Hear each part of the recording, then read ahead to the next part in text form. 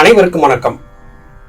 நாம் அவ்வப்போது சகோதர சகோதரிகள் மின்னஞ்சல் வாயிலாகவும் கைபேசி வாயிலாகவும் நேரடியாகவும் நம்மிடையே விடுக்கக்கூடிய வினாக்களுக்கான விடையை அடியேன் என்னுடைய சிற்றறிவுக்கு எட்டிய வரையிலும் உங்களோடு பகிர்ந்து வருகிறேன். அந்த வகையிலே ஜெயபிரகாஷ் என்கிற தம்பி சில நாட்களுக்கு முன்பு நமக்கு ஒரு மடல் எழுதியிருந்தார். அந்த மடலிலே அவர் கேட்டது, ஐயா, நீங்கள் அவ்வப்போது சுவாமி சிவானந்த பரமஹம்சர் சித்த வித்தியார்த்திகளுக்கு மரணமில்லா பெருவாழ்வை கொடுப்பார், முக்தி மோட்சத்தை கொடுப்பார், அருகிலே இருந்து பாதுகாப்பார் என்றெல்லாம் சொல்லி வருகிறீர்கள். இதை எப்படி ஏற்றுக்கொள்வது? சுவாமி அருகிலே இருக்கிறார் என்பதை எப்படி நம்புவது? யாருக்கெல்லாம் சுவாமி அருகாமையில் இருப்பார், யாரையெல்லாம் கவனிக்காது இருப்பார், இதை பற்றி சொல்லுங்கள் என்று கேட்டிருக்கிறார். நாம் ஏற்கனவே பல பதிவுகளிலே சொல்லி இருந்த அதே விடயத்தை தான் இங்கே தம்பி மறுபடியும் நம்மிடத்திலே கேட்கிறார். இதற்கு காரணம், பொதுவாக இன்றைய நிலையிலே இருக்கக்கூடிய சகோதர சகோதரிகளுக்கு இன்றைக்கு வந்த அந்த பதிவிலே தலைப்பை பார்க்க வேண்டும். அந்த தலைப்பு நமக்கு விருப்பத்திற்குரியதாக இருந்தால் தொடர்ந்து பார்க்க வேண்டும், இல்லாவிட்டால் புறக்கணித்து சென்று விட வேண்டும். அதன் தலைப்பை மாத்திரம் வைத்து அதன் உள்ளிலே வரக்கூடிய விளக்கங்களை கேட்பதற்கு இவர்கள் தயாராக இல்லை.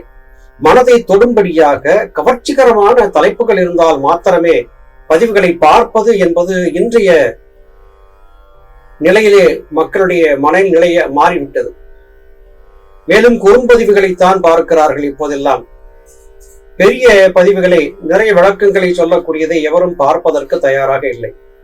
ஒரு சில பதிவுகளை கேட்ட மாத்திரத்திலே நாம் சொல்ல வரக்கூடிய கருத்துக்கள் புரிந்து விட்டதாக தோன்றும்.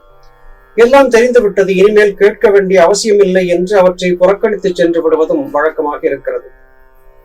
நுனிப்புள் மேய்வதால் ஆகக்கூடியது எதுவுமே இல்லை.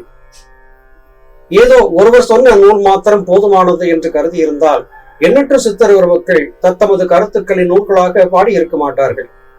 இந்த உண்மையை நாம் புரிந்து கொள்ளாத வரையிலும் தத்துவங்களை விளங்கிக் கொள்வது கடினமாக மாறிவிடும்.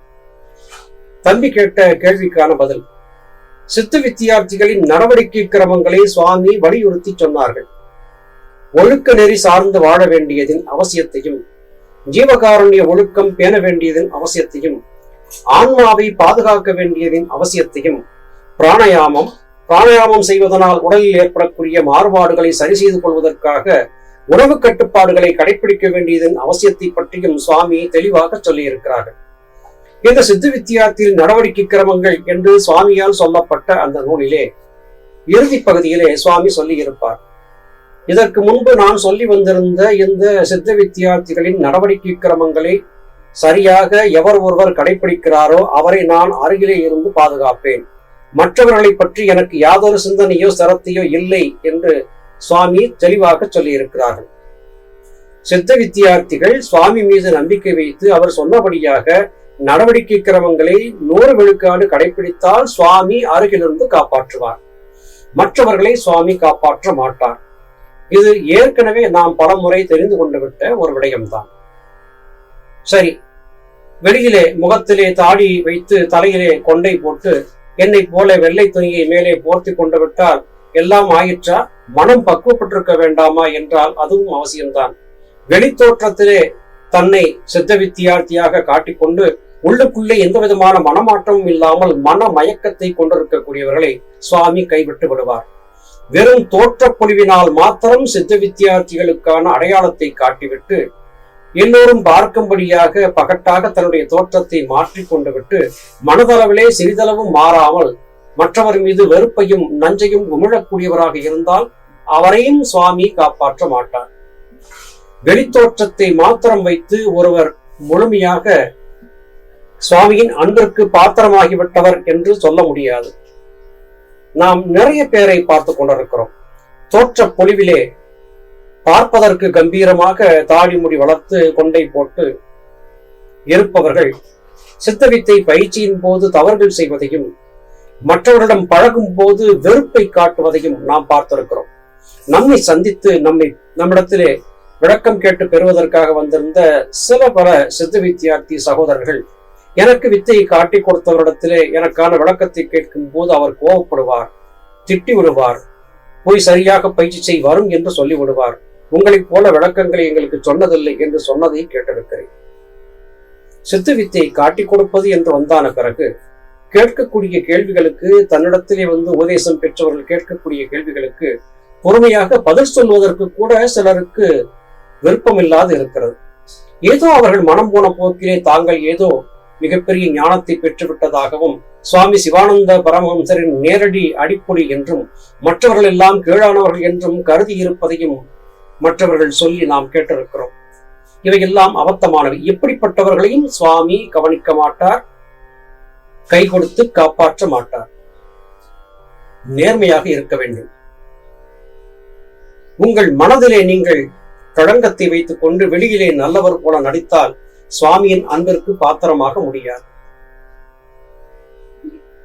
மனத்துக்கண் மாசிகளன் ஆதல் அனைத்தரன் என்றே வள்ளுவ பெருந்தகை சொன்னார். தர்மங்களில் எல்லாம் சிறந்த தர்மம் மனதிலே களங்கமற்றி இருப்பது.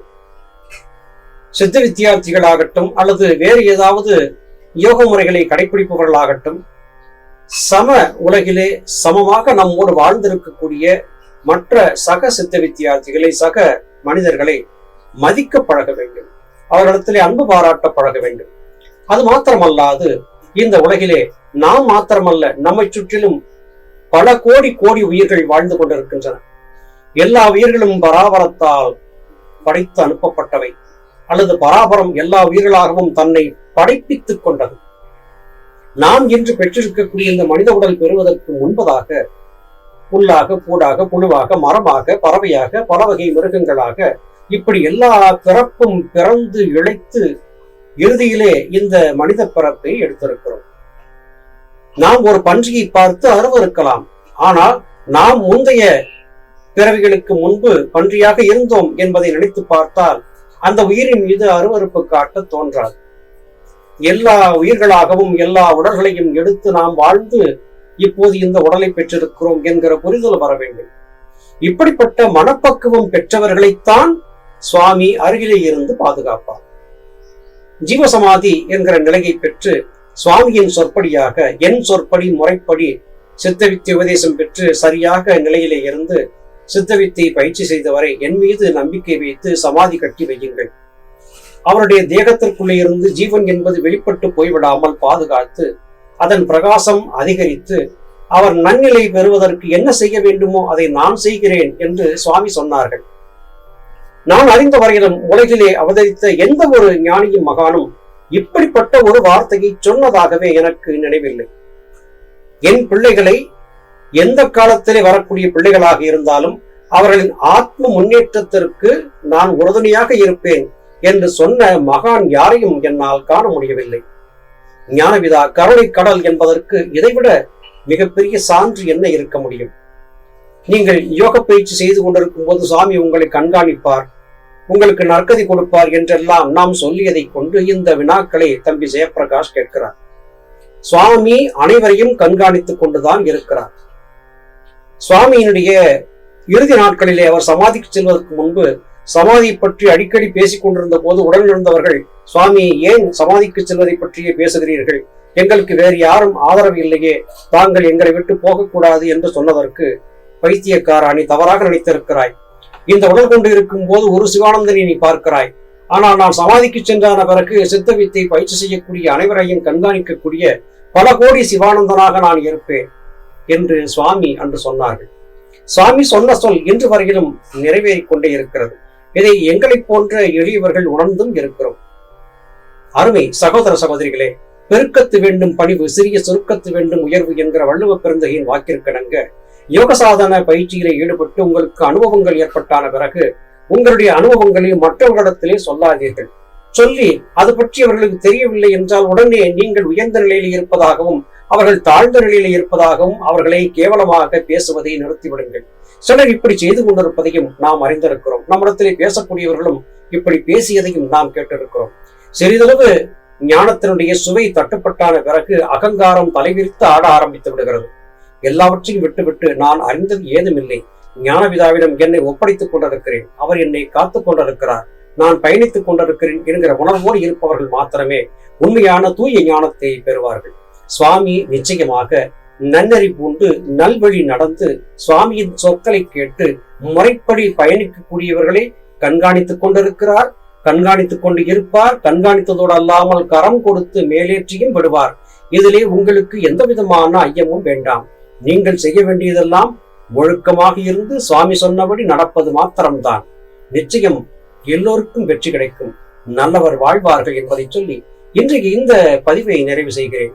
மீண்டும் மற்றொரு பதிவிலே உங்களை சந்திக்கிறேன். அதுவரையிலும் நன்றி, வணக்கம்.